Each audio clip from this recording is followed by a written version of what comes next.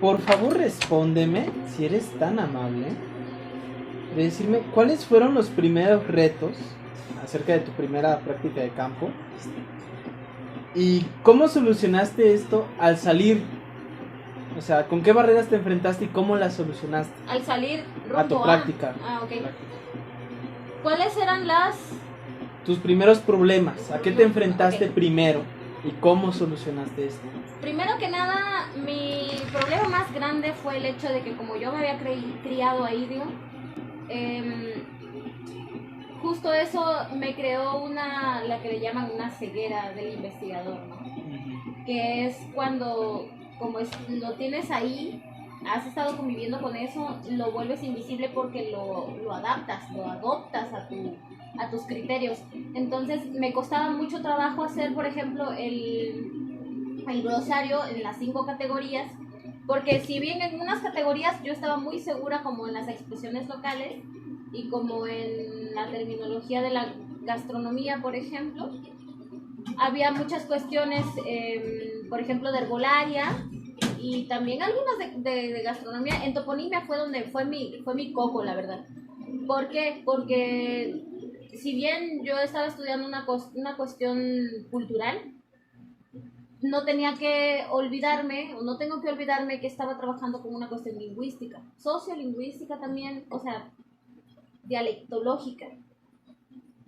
Entonces, yo quería meterme, o sea, yo empecé como a debrayar y no sabía cómo delimitar el tema, porque yo empecé a querer abarcar todo, porque la lexicografía es un monstruo, es algo que abarca todos los aspectos, ¿no? De hecho hay una frase muy famosa que dice, los grandes criminales no deberían cumplir grandes cadenas, sino deberían hacer diccionarios, porque es la tarea que junta a todas las tareas juntas, ¿no? O sea, tienes que saber de todo, de fonética, de lexicología, de lexicografía, de semiótica, de semántica, de morfología. O sea, no hay tarea que no esté involucrada ahí, ¿no? Incluso en la cuestión práctica, ¿no? En la cuestión ya de llevarla a cabo, porque tienes que estar haciendo investigación. En una cuestión regional, en una cuestión de dialectología, pues sí puedes delimitarlo más, pero también tienes que saber con qué fines lo estás haciendo, ¿no? Sobre todo cuando es un trabajo de tesis, porque la lexicografía puede ser un proyecto de vida. Sí. O sea, hacer un diccionario no es de enchilame unas y ya, ¿no? Es un proyecto de vida. Entonces, como es un trabajo para licenciatura, yo tenía que delimitarlo mucho, mucho, mucho. Y me dijo mi maestro, piensa en lo más chiquitito que puedas pensar, en lo más pequeñito, y céntrate en eso. Y yo no le hice caso. Entonces yo dije, no, a huevo, yo quiero hacer lexicografía como es, ¿no? Per se, con todos sus atributos. No quiero llevarla con representación fonética. Quiero que vaya la representación fonológica. Quiero que vaya un pequeño contexto semántico ahí. Quiero que se sepa en qué lugares. Quiero hacer un mapa. Bueno, yo quería hacer 1000 cosas. Y aparte, yo quería tomar 20 informantes de cada comunidad como población muestra. Es un trabajo.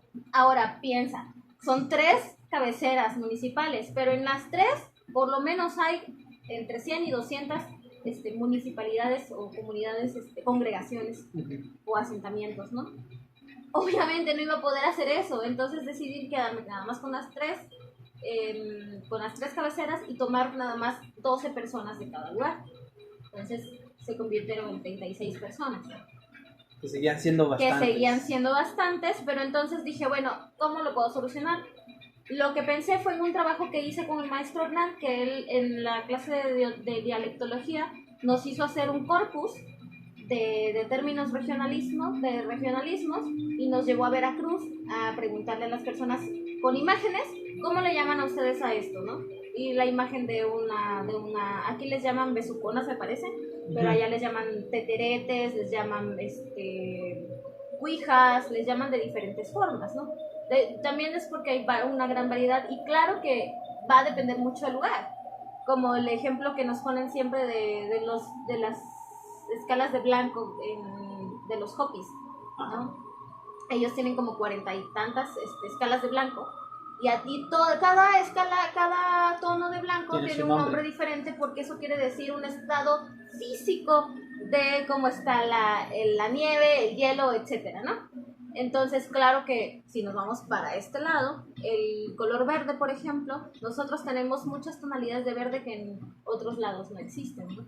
Allá en donde hay mucha nieve, pues ni lo conocen. Entonces, acá tenemos muchos tonos de verde y sabemos cuando un mango, por ejemplo, que es un mango petacón, que es verde, naturalmente, sabemos en qué tono de verde tiene que estar para saber que está maduro, ¿no? Ese tipo de cosas. Ahora, llevándolo aquí a mi trabajo, se tiene que... Se me fue el hilo. Se tiene que hacer una misma adaptación, el mismo ejercicio para enfocar en qué contexto se utiliza una palabra en específico, ¿no? Porque, por ejemplo, en la categoría de expresiones locales puse categorías insultativas, peyorativas y de cercanía, ¿no? Porque hay insultos o hay palabras coloquiales que con ciertas relaciones de confianza significan diferente. Exacto, porque tú le puedes decir un ejemplo, ¿no? Voy a decir un par de groserías aquí. No te preocupes. Pero por ejemplo, puedes decir no me acuerdo ahorita de una así a la mano. Pero un ejemplo, ¿cuál sea? Bueno, Timbón. Timbón es una persona que es gorda, pero es más bien panzona, ¿no? Que tiene mucha barriga y es completamente insultativo, ¿no? Pero, por ejemplo, putona, cuando tú dices allá, te ves bien putona, no es insultativo, no es peyorativo, es como que te ves muy arreglada, te ves bien putona. Por ejemplo, el neologismo que está de moda actualmente, en el reggaetón, por ejemplo, es esta de bichota. Sí. Muy bien aplicado el neologismo, sí. Sí, ándale, más o menos. O cuando dicen berijón, ¿no? Un hombre puede ser berijón cuando es huevón, flojo, pero también es berijón en sentido de que ya es grande, es una persona que ya no es un niño, adulto. Ya es un adulto, ¿no? Pero en cuestión de si dices berijona, es específicamente para decir que es muy floja, que no sabe hacer las cosas, ¿no? Cosas así. Entonces, ese uso semántico era el que yo quería abarcar también. Pero me dijo mi maestro, ¿sabes qué? Te vas a perder entre tanta información. No es demasiadísima información la que quieres meter. Porque también quería meter el rollo de fonética, fonología, porque también hay, como está el contacto de las tres lenguas, que es el náhuatl, pipil y el español. Digo, el náhuatl, popoluca y el español. Hay cuestiones fonéticas que se resaltan con pronunciaciones que no existen en el AFI, que es el alfabeto fonético internacional. No existen esas representaciones, entonces yo quería como darles voz, ¿no? A esa variante dialectal, porque justamente es de lo que estoy haciendo esto. De sus variantes. Exacto, haciendo el énfasis en que esa variante es variante en sentido que no nada más es terminológico, es un rollo fonético, fonológico, sociolingüístico, ¿no? Entonces, para eso yo necesitaría hacer un ejercicio de ya inmiscuirme en un rollo de fonética muy cabrón, muy avanzado, que a mí me enceguecería más. Tranquila, el antropólogo también es una persona y por consiguiente también dice malas palabras. Perdón. Sí, no te preocupes. Es en contexto, es por la confianza en el tema. Bueno, entonces ese fue mi mayor problema, ¿no? Primero, el hecho de que yo ya estaba inmersa en esa cosmovisión, entonces me hizo enceguecerme. Segundo, en delimitar el tema, porque no es un tema como tal, o sea, no es una tesis lo que yo estoy haciendo, es como te había comentado anteriormente, un trabajo práctico científico. Entonces, tiene otra naturaleza, ¿no? No es como que pura información, introducción, desarrollo y conclusión. No se maneja así. O sea, sí tiene esas fases, pero de otra forma. Sí, el estudiante de antropología, de sociología, de historia, tiene que estar muy consciente, y eso es una realidad a la que se enfrenta el estudiante, de que no todo es tesis, no todo es una sola forma de graduarte, porque cuando llegamos a la facultad, nos enfrentamos, por ejemplo, a maestros que ya tienen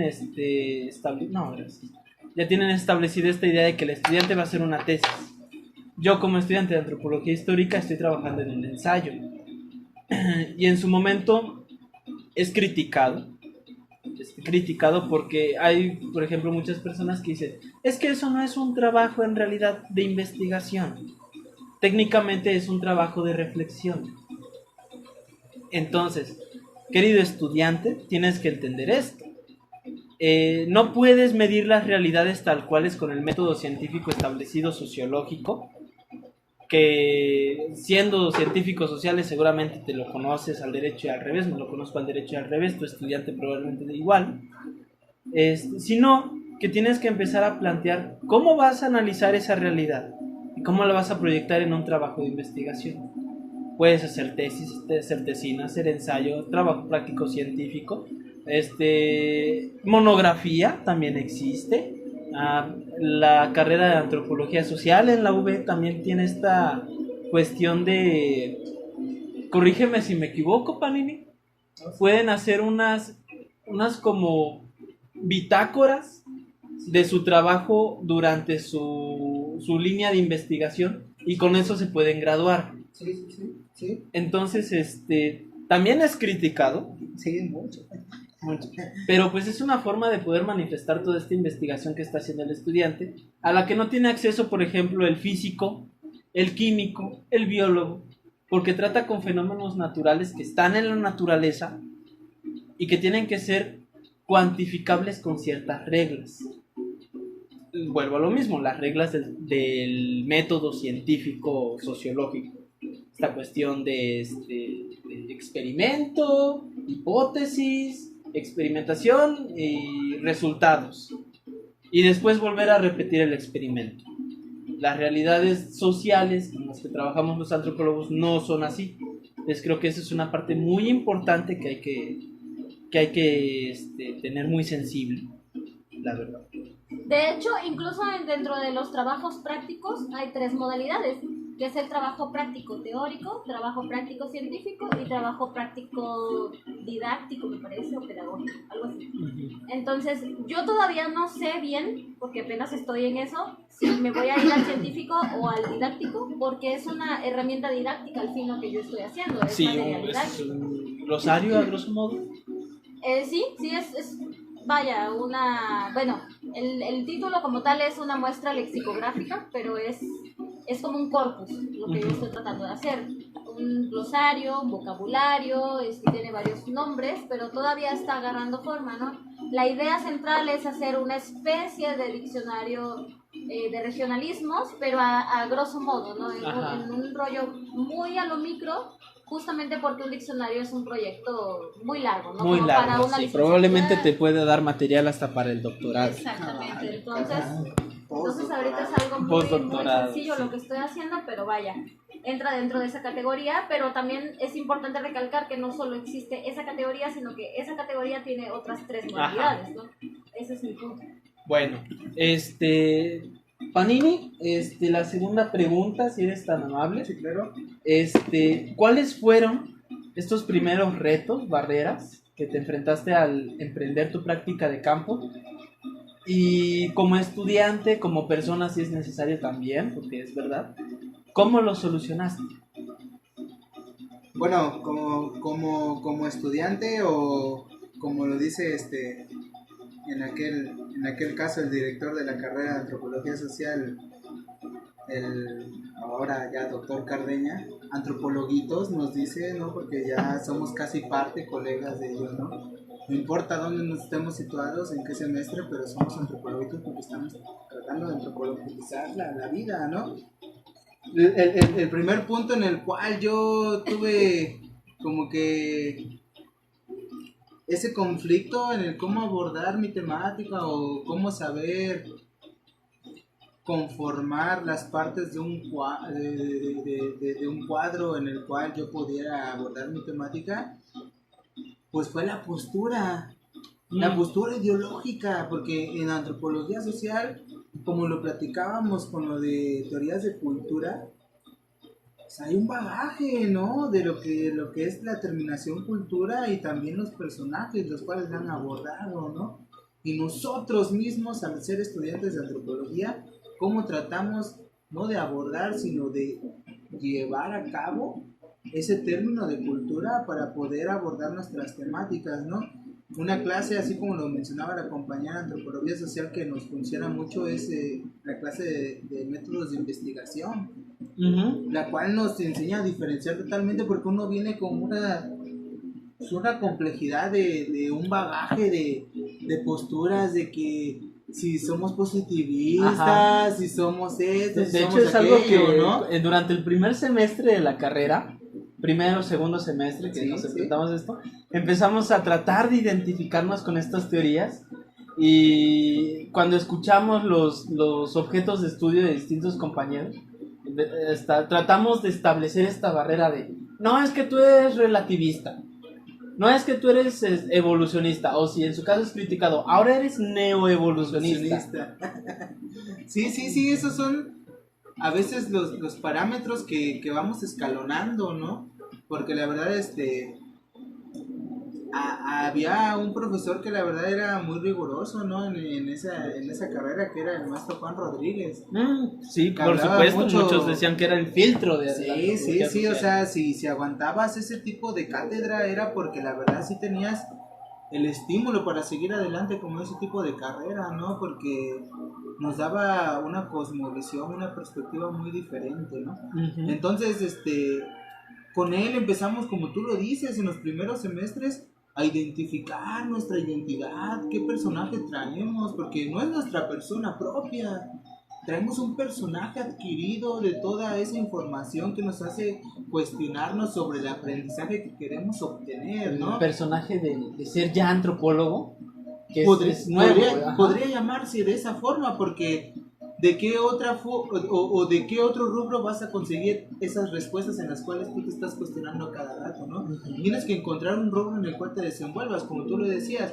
Si hablamos de matemática, de física o de ingeniería, pues nos vamos a desenvolver con las matemáticas y un poco más cuantitativo con la naturaleza, pero si nos vamos con este lado, pues podemos aplicar lo cualitativo, ¿no?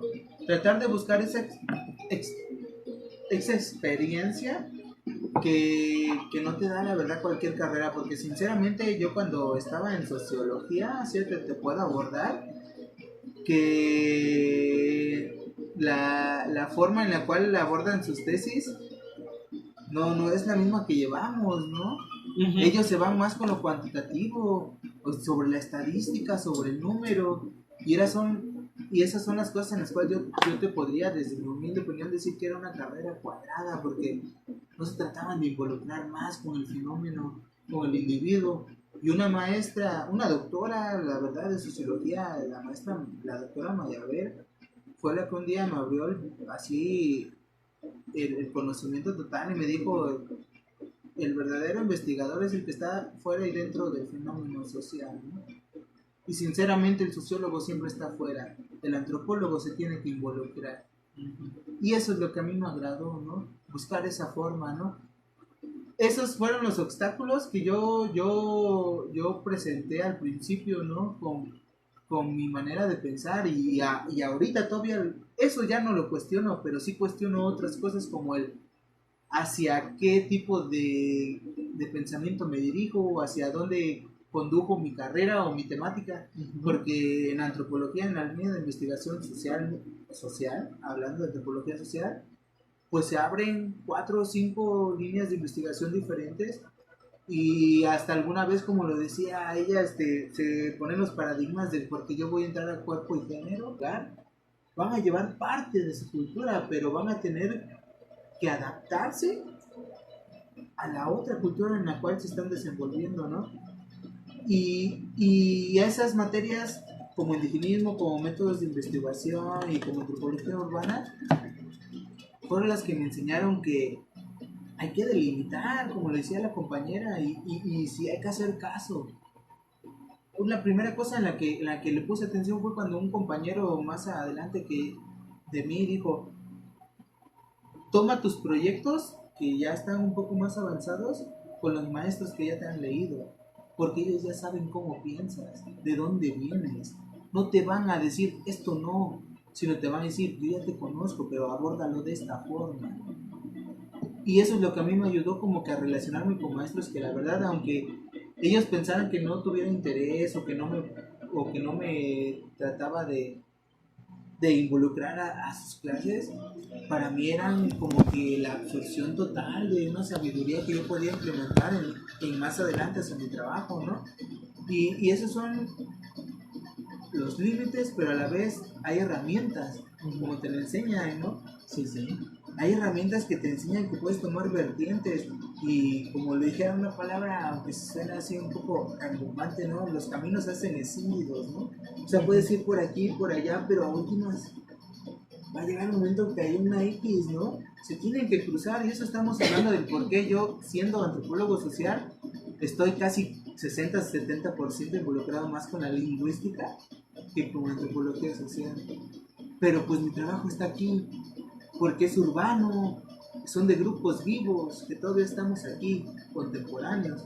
Y eso es lo que a veces, esas cosas que me limitaban para hacer mi trabajo de campo, me enseñaron a ser un poco más serio, para tomar en cuenta esos comentarios o esos consejos que me daban los catedráticos, en este caso compañeros, que estaban más involucrados en lo que yo quería abordar. Y eso es lo maravilloso de esto, ¿no? O sea que cuando vamos creciendo en este ámbito educativo, podemos ver que esas limitaciones que nosotros nos poníamos, de que decíamos que nos ponían trabas, nosotros mismos éramos los necios, porque ellos sí nos dieron las herramientas adecuadas, idóneas, para seguir un camino. Pero nosotros lo hicimos escéndido, querer dar una vueltezota para llegar al mismo lugar. Es que nadie escarmienta en cabeza ajena. Sí, sí, sí. Algo que mencionan ambos, el problema de la relación de estudiante-profesor o estudiante-catedrático y la relación de estudiante con su objeto de estudio, en este caso la delimitación que plantea un problema para todos, es algo que el nuevo estudiante de antropología no solamente se va a enfrentar como siempre, como todos, sino que ahora en un contexto distinto. Hablo, por ejemplo, de que si se plantea esta nueva normalidad que políticamente nos han enseñado, de la nueva normalidad post-COVID, en este caso, no solamente eso va a repercutir en cómo enfrentamos la investigación, sino va a repercutir en los mismos problemas sociales que vamos a enfrentar. Si queremos verlo en un primer momento, por ejemplo, en una población a la que queramos ir, no sé, tomo el ejemplo de Ciudad de México porque es tanto la ciudad donde más información hay, como la que más se ha enfrentado a este fenómeno del COVID, es el hecho de que los nuevos temas de investigación van a tener que centrarse en una comunidad en la que probablemente ya murieron centenas de personas, miles de personas. Estas comunidades que ya tenían cierto número de personas ahora tienen menos. Y los fenómenos sociales ya no se esparcen de la misma forma. Claro. Sobre todo el fenómeno cultural. Ahora, por ejemplo, en una vivencia personal, hace muy poco, un mes me parece, falleció mi abuelo. Y el enfrentamiento que se tienen ante los rituales ante los rituales del entierro, la carroza fúnebre, tuvieron que tener un cambio increíble que no se pensaba en la liturgia del catolicismo. Una cuestión de que ahora el muerto va a tener que ser cargado a distancia y enterrado a distancia, y estoy seguro de que no es el único fenómeno que cambió así. Claro. Órale. No lo había pensado, pero es que tienes, wow, un puntazo ahí. Bueno, ajá. No, y es que, pues solamente para afirmar tu comentario, es que es cierto, ¿no? Hubo maestros y hubo uno en especial que la verdad nos daba una materia muy buena, que decía, a ver chicos, las clases cuando regresemos no van a ser las mismas. No van a ser. El mundo no va a ser el mismo que conocieron, ¿no? Tenemos que prepararnos para el daño colateral que esta reacción va a tener. Porque accionarnos, cada quien estamos en un lugar en el cual nos corresponde y estamos tratando de movernos, pero va a haber algo que nos va a limitar, ¿no? Y es curioso que en este caso, cuando es algo tan arraigado, o sea, tan firme como la religión o la fe, se manifiesta en este tipo de acontecimientos porque nadie lo permitiría, y sinceramente hay lugares donde todavía no es muy estricta Ajá. la programación de un sistema de sana distancia para la salud de las personas, donde sí se llevaron a cabo ese tipo de rituales en los cuales nosotros estamos hablando, ¿no? Pero no fue lo único que cambió, estamos hablando de la educación. Y ese sí, fue el punto que, como decía la compañera, fue muy fuerte, porque nosotros sinceramente, nos decíamos que había dos tipos de antropólogos: los que salían a experimentar el fenómeno y los que se quedaban de ratas de escritorio, ¿no? Así Sí, les decíamos, sí, ratas de escritorio. Y hoy en día creo que la sofisticación y la vanguardia para que un antropólogo aporte información y datos nuevos va a ser esa, porque todos están manejándose de esa forma. De una forma muy distinta. Y como lo mencionaba la compañera, a veces hay códigos en los cuales nosotros no representamos en la sociedad, pero ahí se quedan, ahí están. Ajá. Y este es uno de ellos, ¿no? Vamos a tener que afrontar lo que es lo virtual. Y eso encajó desde hace 10 años, o sea, 10 años se vieron una revolución como de 100. O sea, así en corto, del 2010 al 2020 fue esa evolución tecnológica totalmente magnífica. Y sinceramente los que podíamos decirnos personas que estamos tratando de investigar, pues íbamos a quedar retrógradas si no nos adaptamos a eso. Y no te estoy diciendo que es lo mejor, pero sinceramente es algo que se va a quedar, como lo estabas comentando, porque si la gente ya aceptó una religión, que es algo muy arraigado, tomar su sana distancia para el ritual, ahora imagínate en la educación, es algo que ya se va a quedar. Y nosotros, si no nos adaptamos a eso, nos va a comer. Sí, por supuesto. Claro. Ajá. Fíjate que me pongo a pensar porque, por ejemplo, en el ejemplo que tú pusiste del entierro de tu abuelo, una amiga una compañera está haciendo su trabajo acerca de los epitafios y de todo el rollo del duelo y los efectos fúnebres, ¿no? Ajá. A nivel lingüístico, tal vez semiótico, si lo quieres ver. Y pienso, ¿cómo va a repercutir esto, no? Este cambio en todo es un ritual de paso, ¿no? Casi. Sí. El duelo es un ritual... No, casi no. Aceptado, bueno, es un ritual de paso. Es un ritual de paso. Entonces, te pones yo me pongo a pensar, ¿no? Si esto le hubiera tocado a mi compañera cuando empezó a hacer su trabajo, ahorita ya está por salir, pero si le hubiera tocado a ella en este contexto, pues cómo hubiera afectado su trabajo, ¿no? O sea, los epitafios como quiera, pues los ponen los familiares, ¿no? No es algo que tenga que ver con la proximidad ni con todo esto. Pero el ritual, como las nuevas generaciones lo ven, ¿no? Porque las generaciones, mi generación, por ejemplo, ¿no? Yo recuerdo que era de familiares que se querían casi meter a la tumba, ¿no? O sea, casi aventarse ahí, varios que incluso se aventaron, ¿no? Las cuestiones fúnebres eran incluso una fiesta para el barrio, ¿no? Ajá, la cuestión de las lloronas, por ejemplo, ¿no? No, sí. Las lloronas es un rollo cultural, histórico, que ha estado ahí, ¿cuánto tiempo? Prehispánico incluso, en el que estas mujeres era como abrir pista, como el equivalente al abrir pista en las al abrir fiestas. Pista al llanto. Ajá, exacto, ¿no? Eso es como está, por ejemplo, el poema de Cortázar de Conducta en los velorios. Ajá. Ahí podemos ver básicamente esta cuestión de romantizar el duelo. Uh-huh. Y las lloronas creo que son un ejemplo perfecto de cómo tiene que romantizar el comportamiento. Tiene que ser una cuestión de manifestación visceral en un código social establecido. Claro. Pero ahora, ¿qué papel van a cumplir o cómo van a cumplir ese papel estas lloronas?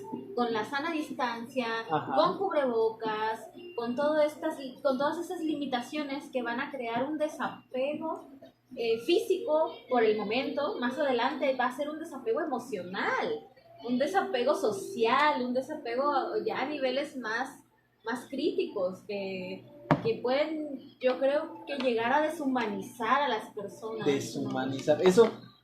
Eso es un concepto, yo diría que peligroso. Sí, es peligroso, pero velo, o sea, velo en este contexto, solo en el contexto del acto fúnebre. Ajá. O sea, en este contexto hay una cercanía muy fuerte en el ritual del acto fúnebre. Ritual fúnebre. Ajá. El abrazo, el estar ahí todos la juntos, cuestión de la visita, conglomeración. existe la visita, por ejemplo. Ajá, que es que ¿sabes qué? Que Ajá. también influye el hecho de que yo no conozco muy bien cómo son los rituales de velorio aquí, pero en mi pueblo todo es muy cercano, ¿no?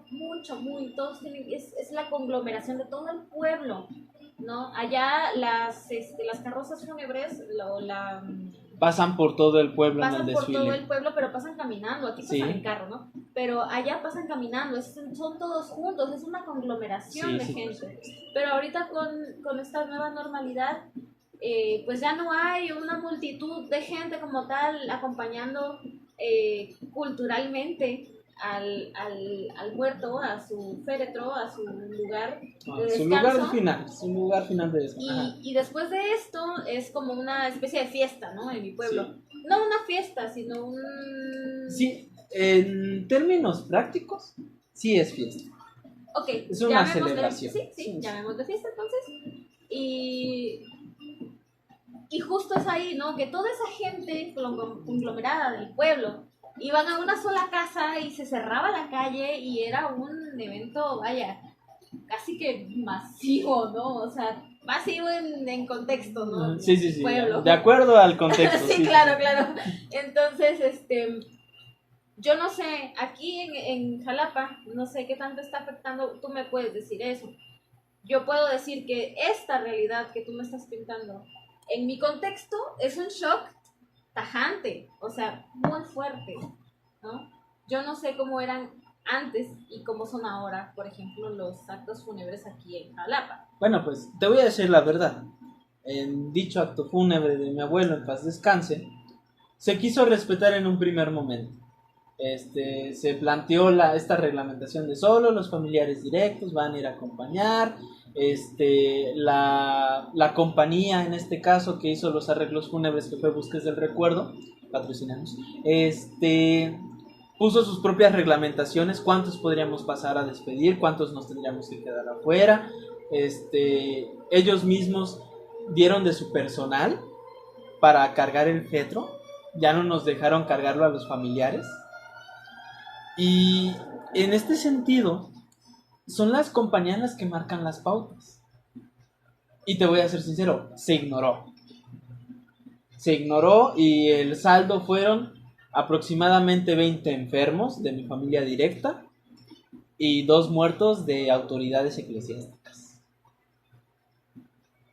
Wow. Entonces, ¿se pudo haber evitado? Efectivamente, se pudo haber evitado. Pero el apego que tenemos a estos rituales evita que queramos aceptar esta nueva normalidad. Y el querer no aceptarla nos va a repercutir en daños colaterales. Claro. Entonces, bueno, para cerrar esta parte de la pregunta, creo que el nuevo estudiante de antropología tiene que plantearse unas temáticas. Obviamente las temáticas son muy diversas. No podríamos terminar de enlistar las primeras 5 que se nos vengan a la mente, porque igual entran en bifurcaciones y vamos a otras ramificaciones y vamos más. Y el hecho de no querer delimitarlo, de querer hacer antropología del todo, nos va a terminar haciendo una mala antropología o un mal antropólogo, Sí. mal antropólogo o antropóloga. Sin enfoque. Exactamente. Entonces, esa manera de consejo no es una cuestión de preocuparte sobre que tu tema vaya a ser importante, vaya a repercutir en la sociedad de una forma, pues muy grande, no es un gran impacto, pero es una cuestión más de calidad que de cantidad. Claro. Calidad de la problemática y de cómo se aborda, que cantidad de problemas que vas a resolver. Y justamente por eso es que la antropología y los estudios antropológicos son cualitativos y no cuantitativos, ¿no? Porque no nos dedicamos a hacer estadística, nos dedicamos a estudiar el fenómeno per se, ¿no? De lo que crea es estadística. Decía mi director de tesis, el maestro Sergio, los antropólogos no estudiamos respuestas, estudiamos realidades. Y al momento de estudiar realidades no vamos a obtener respuestas.